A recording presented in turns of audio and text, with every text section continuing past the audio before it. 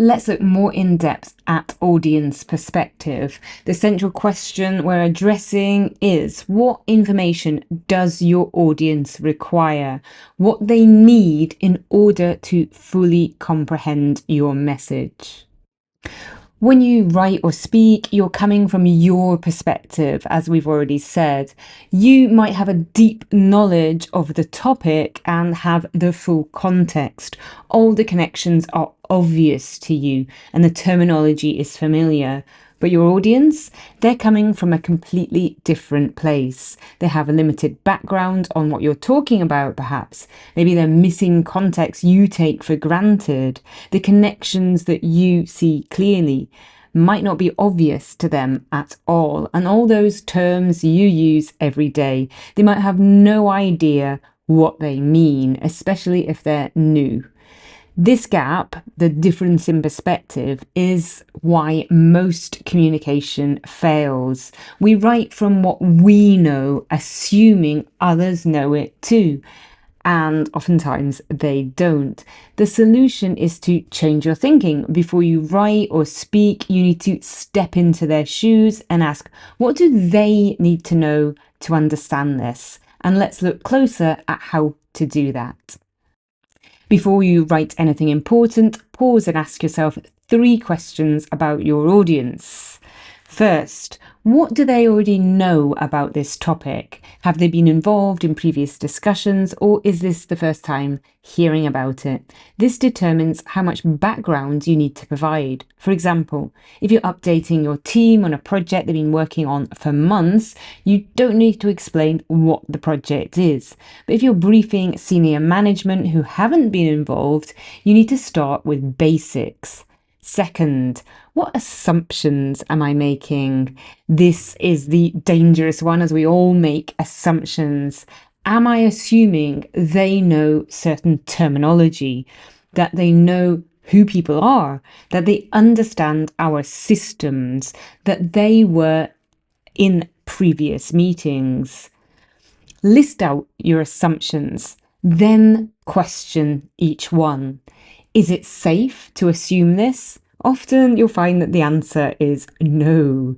Third, if I received this message cold, would I understand it? Read your message as if you know absolutely nothing about the situation. Does it still make sense? This is kind of hard to do as you're so close to it, but it's incredibly valuable. And this brings us to a more systematic approach. The gap between your expertise and your audience's expertise determines how much explanation you need to provide. Expert to expert communication is the easiest. When you're both experts in the field, you need minimal explanation. You can use technical terms freely. You're not teaching basics, you're sharing new insights or discussing details. For example, 2 software engineers discussing API design don't need to explain what an API is. Expert to informed is different. Your audience knows something about the topic, but not as much as you. You need brief context. You should define specialized terms the first time that you use them, and you need to connect new information to what they already know. This is like a software engineer explaining something to a product manager. The product manager understands the business context, but not the technical details. Next, expert to novice, and this requires substantial explanation. Your audience is intelligent but unfamiliar with your field. So you need to avoid jargon entirely and build from basics, use analogies, and do not assume prior knowledge. This is like explaining a technical problem to a client who has no technical background at all. The mistake most people make, they communicate expert to expert when their audience is actually informed or novice. Let me show you what that looks like. For example, a technical team member might say the API integration failed due to OAuth token expiry. We need to update the refresh mechanism in the middleware. A technical manager may understand, but a non-technical one likely won't. A clearer message for a non-technical audience would be, our system stopped connecting to the clients because the security credentials expired. We need to fix it so these credentials update automatically. Both messages are correct, but only the second is effective for its audience. So tailor your explanation for who you are addressing. Now let's discuss context. Context is delicate. Too little confuses and too much overwhelms. Too little context looks like this. The project is delayed. So delayed when? Which project? Why does this matter? You've left out everything the audience needs to understand. Too much context looks like this. After the meeting on Tuesday, where John discussed the budget with Sarah, who then consulted with the finance team about the quarterly projections that were impacted by the supplier delays we experienced in September following the system upgrade, the project timeline has changed. By the time you get to the actual point, your audience has either fallen asleep or forgotten what you were talking about. Now let's look at the right amount of context. The Alpha project launch is now on the 15th of June instead of the 1st of June due to supplier delays. It's clear and it's succinct. Everything you need to know: which project, the new date, the old date, and why. How do you know the right amount? That's where the next tool comes in.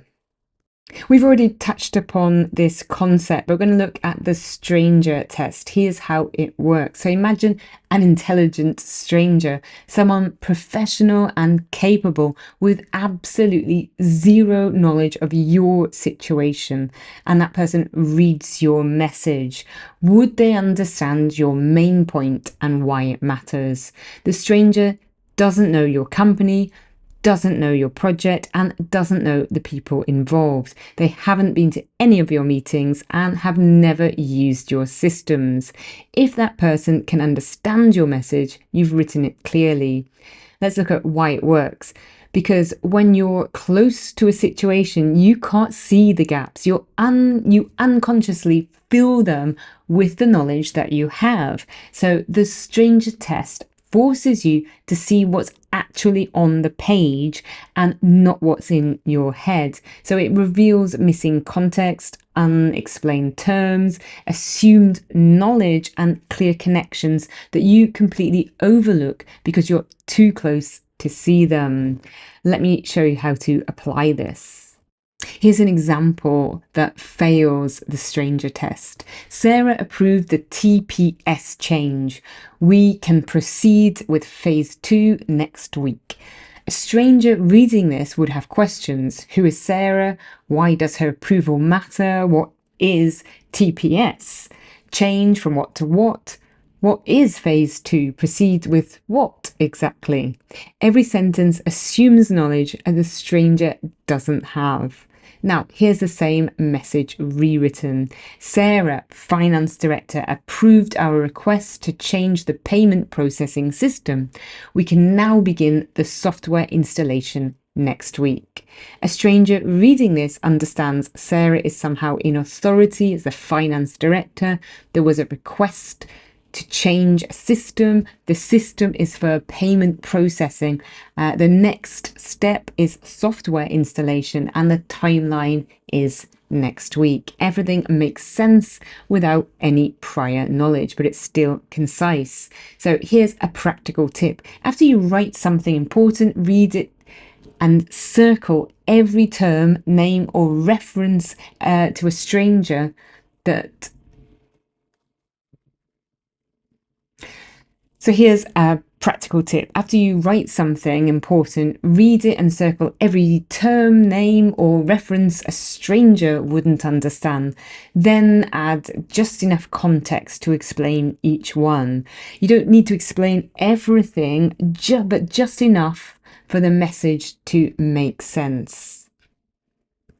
Now let's look at the 6 most common ways people assume too much knowledge from their audience. The first is unexplained acronyms, the CRM integration with the ERP system. Unless your entire audience knows what CRM and ERP mean, define them the first time, or better yet, just say customer management system and planning system. Second, referencing unknown people. John said we should proceed. Who is John? Is he the CEO, a colleague, the cleaner? Include someone's role when you first mention them. John, our technical lead, said. Third, assuming shared history. As we discussed, were they in that discussion? If not, briefly recap. In last week's budget meeting, we discussed 3 options. Fourth, using internal jargon, company-specific terms like project code names, internal systems. This will mean nothing to people outside of your immediate circle. Either explain them or use plain language. Fifth, skipping why. You explain what needs to happen and how to do it, but not why it matters. So your audience needs to understand why they should care. We need to update the system is incomplete. We need to update the system to prevent security breaches.